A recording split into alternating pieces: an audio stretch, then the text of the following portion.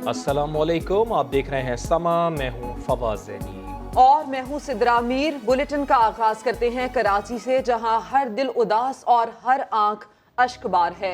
गुलिस्तान जौहर के निजी अस्पताल में गलत इंजेक्शन लगने से 9 माह की बच्ची जिंदगी की बाजी हार गई।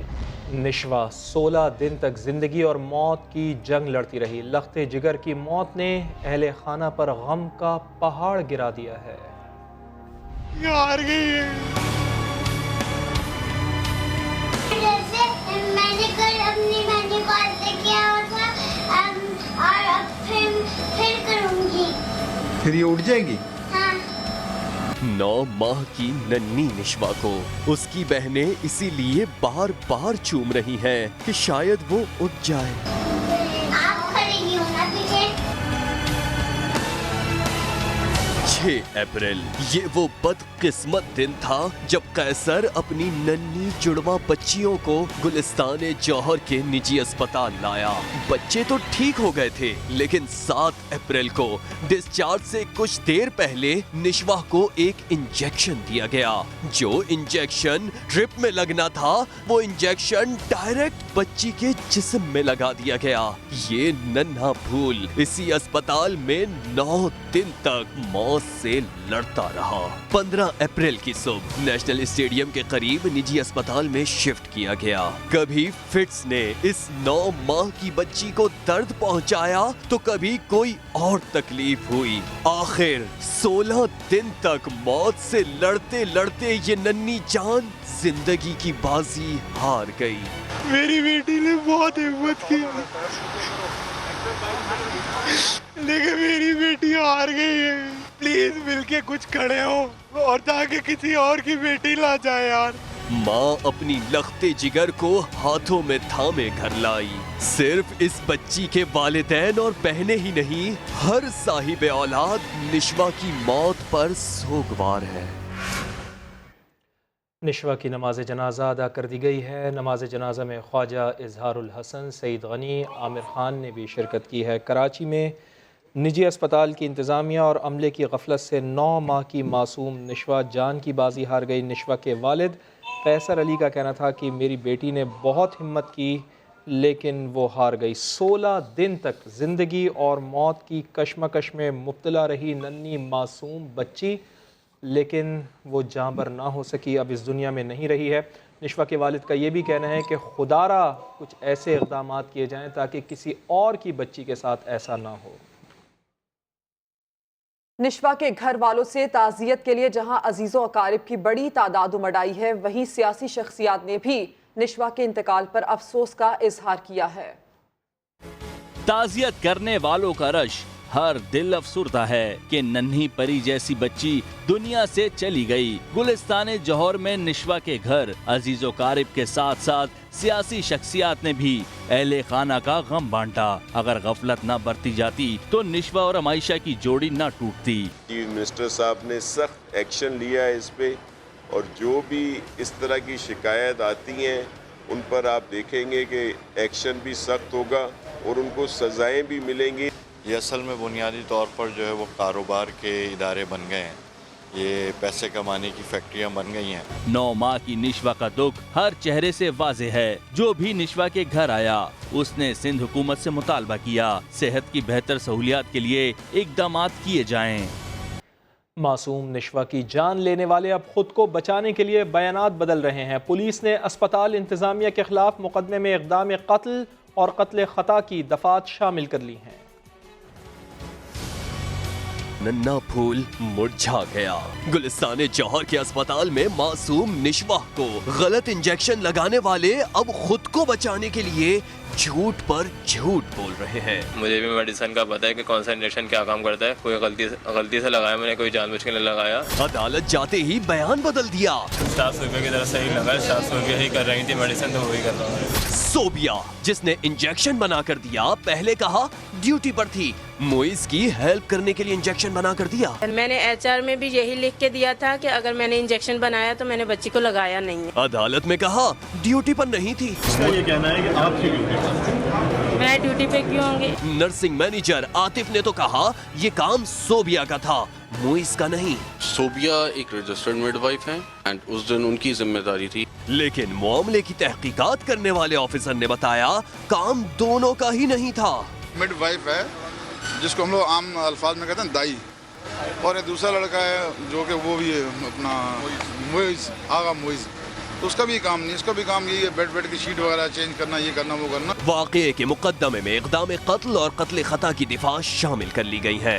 निशवा तो दुनिया से चली गई, लेकिन जिम्मेदारों को कैफर किरदार तक पहुंचाने के लिए पोस्टमार्टम करके कानूनी तकाजों को पूरा किया जा रहा है।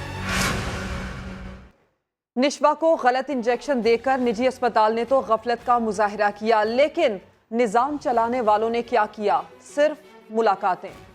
ये यूं ही खबर बनती रहेगी, तस्वीरें खिंचती रहेगी, ऑफिशियल आके मिलते रहेंगे, होना कुछ नहीं है। गफलत कहें, लापरवाही कहें या इस निजाम की बेहिसी। कराची में गुलिस्तान जौहर के निजी अस्पताल की इंतजामिया ने जो किया वो तो खुलकर सामने आ गया, लेकिन हुक्मरानों ने क्या किया? वजीर आला सिंध सोचते ही रह गए कि निशवा का इलाज बैरूने मुल्क करवाएंगे। रहने दें साहब, पहले अपने हेल्थ केयर कमीशन को तो दुरुस्त कर लें। 2014 में निजी अस्पतालों की कारकर्दगी पर नजर रखने के लिए बनाया गया था। 4 दिन पहले गुलिस्तान जौहर के निजी अस्पताल पहुंचकर इस कमीशन ने 8 घंटे तक किया सिर्फ टाइम पास, कोई रिपोर्ट तक नहीं तैयार की। चलें पुलिस ने क्या किया। ताहिर नूरानी SP गुलशन की हैसियत से अस्पताल आए। नुकसान सवाए आपके यहाँ किसी को भी नहीं होगा। लेकिन ये क्या, ये तो उल्टा बच्ची के वालिद को कार्रवाई से रोकने के लिए समझा रहे हैं। आवे का आवा ही बिगड़ा हुआ है। निशवा जैसी और जिंदगियों को बचाना है तो सिर्फ एक अस्पताल ही नहीं, इस निजाम की बेहिसी को खत्म करना होगा।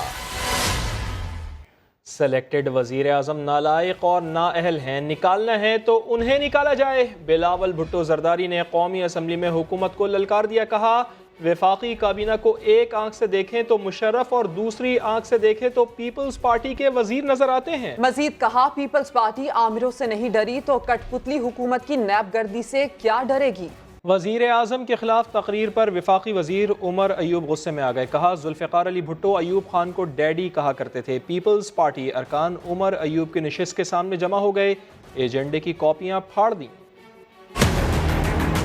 बिलावल भुट्टो जरदारी की कौमी असेंबली में वजीर आजम पर तीर अंदाजी। बिलावल भुट्टो के रिमार्क्स पर PTI अरकान नाराज। वफाकी वजीर उमर अयूब बोले अपोजिशन को वजीर आजम की इज्जत करनी चाहिए। हमारे प्राइम मिनिस्टर का कोई एहतराम नहीं करेगा, हम लोग उसको नहीं अलाउ करेंगे बात करना। जो बात करता था कि जनाब स्पीकर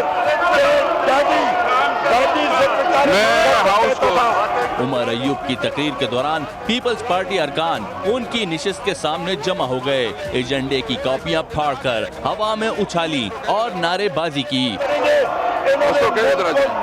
शोर शराबा और हंगामा आराई बढ़ी तो स्पीकर ने ऐवान की कार्रवाई मुलतवी कर दी।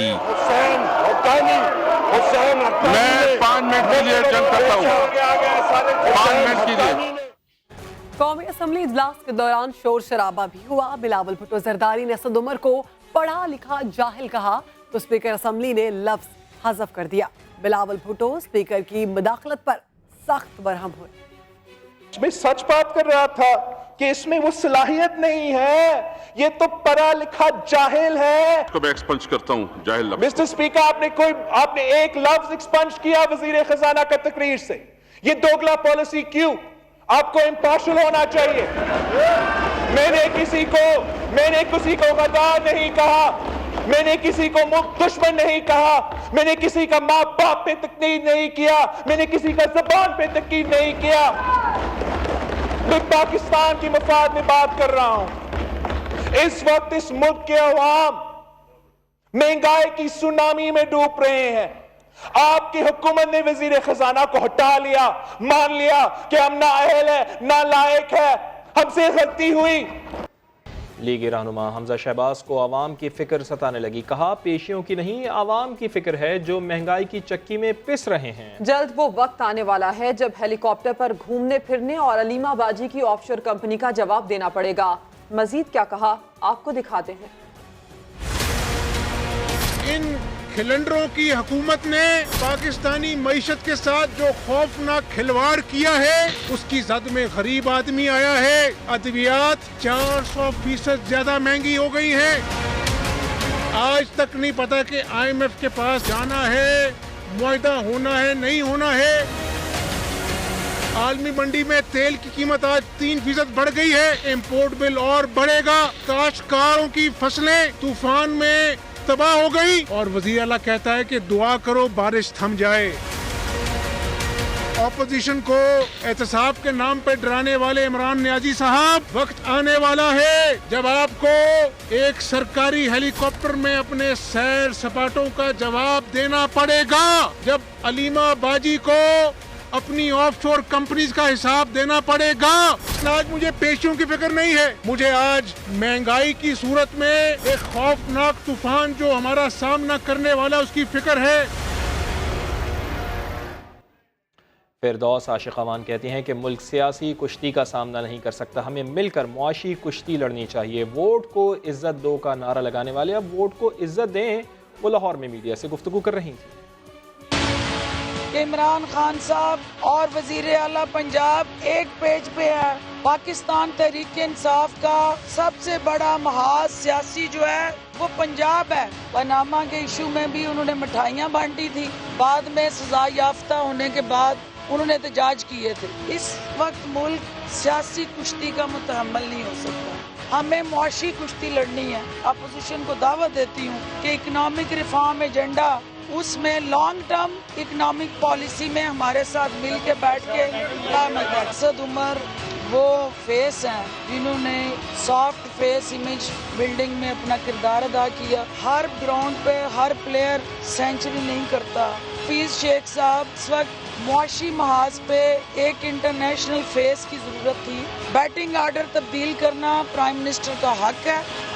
बात करते हैं वजीर आजम के दौरा ईरान की। इमरान खान ने सादाबाद महल में सदर हसन रूहानी से मुलाकात की। मुश्तरका प्रेस कॉन्फ्रेंस में कहा, बलोचिस्तान में पाकिस्तान के 14 सिक्योरिटी एहलकारों को शहीद किया गया। दहशतगर्दी के मसाइल पर बात करने ही आया हूँ, हम भी इनकलाब चाहते हैं जिसका नाम नया पाकिस्तान है।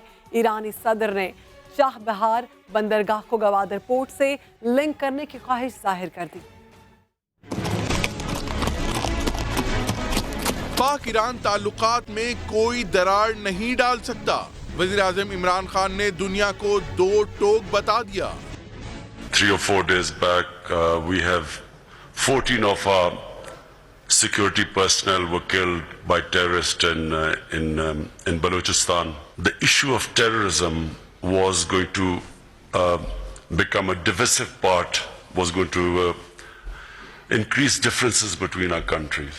ईरानी सदर हसन रूहानी ने कहा, दोनों मुल्क अच्छे ताल्लुकात के लिए पुरअज़्म हैं। We also came to an agreement to boost security cooperation. इससे पहले पाकिस्तान और ईरान के दरमियान ताउन के एलामिये पर दस्तखत किए गए। वज़ीर आज़म ने तेहरान में ईरानी सुप्रीम लीडर अली खामनाई से भी मुलाकात की, जिसमें खित्ते की सूरत हाल और बाहिमी दिलचस्पी के उमूर पर तबादला ख्याल किया गया। वज़ीर आज़म ने ईरानी सरमायाकारों और ताजिरों से भी खिताब किया। कोयटा में जश्न बहारा के सिलसिले में पहली बार म्यूजिकल और फैशन शो का एहतमाम किया गया। नाकिस रैंप और स्टेज ने नए मॉडल्स और सिंगर्स को इम्तिहान में डाल दिया। नूरुल आरफीन की रिपोर्ट। कोयटा के निजी माल में बहार का जश्न, खूबसूरत और नित नए डिजाइन के मलबूसात जेब तन किए नौजवान मॉडल्स ने रैंप पर वॉक की। नातजर्बाकार इंतजामिया की जानिब से बनाए गए रैंप ने नए मॉडल्स को इम्तिहान में डाल दिया। वॉक करते हुए कोई मॉडल डगमगाया तो कोई गिर गया।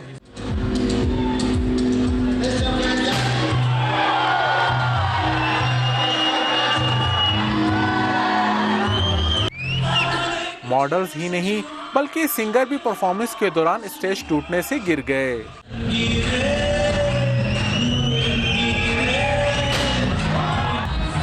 तकरीब में रैपर आबिद बरोही और मारूफ सिंगर सारा जैसन ने भी परफॉर्म किया।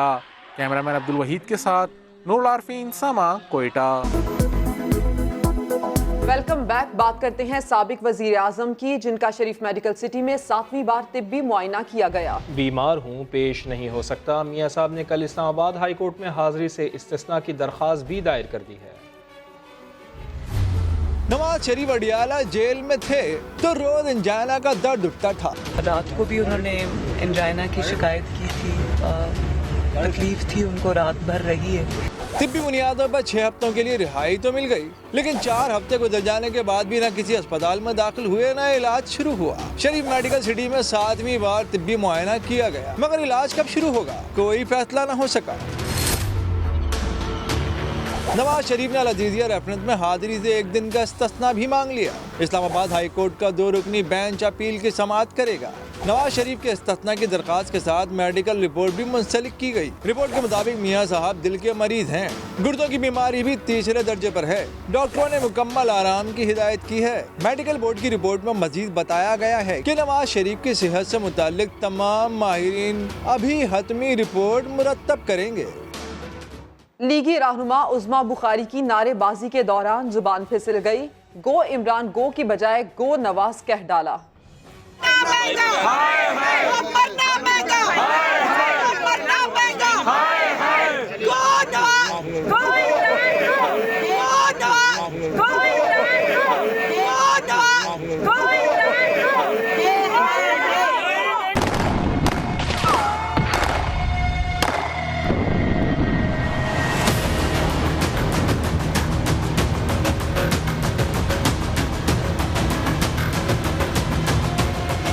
कराची बदल गया है, शहर में अमन लौट आया है।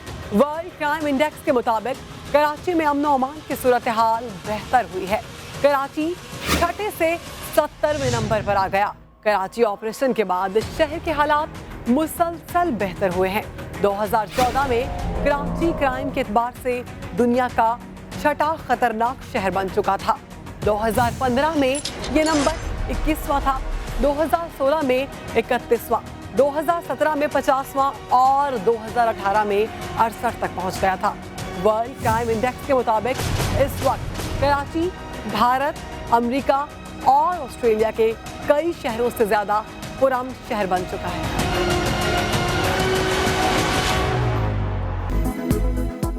कौमी टीम के कप्तान सरफराज ने इमरान खान की तरह वर्ल्ड कप जीतने की ख्वाहिश का इजहार कर दिया है। पीसीबी ने गवर्निंग बोर्ड के मजीद 2 अरकान को शो कॉज नोटिस जारी कर दिए हैं। सैयद अली हाशमी की रिपोर्ट।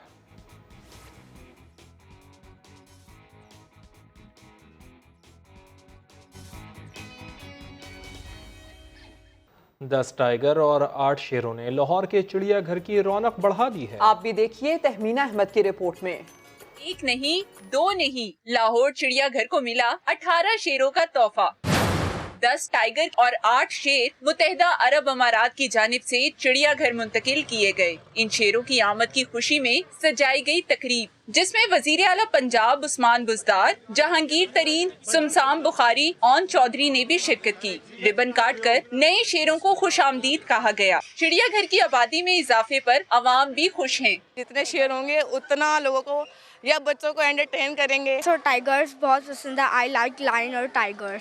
इंतजामिया का कहना है कि तोहफे में आने वाले शेर और टाइगर की जोड़ी सफारी जू भिजवा दी गई है, जबकि यहाँ 14 शेर मौजूद हैं, जिनकी खुराक और रहने के लिए खसूसी इंतजामात किए गए हैं। कैमरामैन जवादिया के साथ तहमीन अहमद, समा, लाहौर। एक ब्रेक के बाद दोबारा हाजिर होंगे हेडलाइंस के साथ। आप देखते रहिए समा।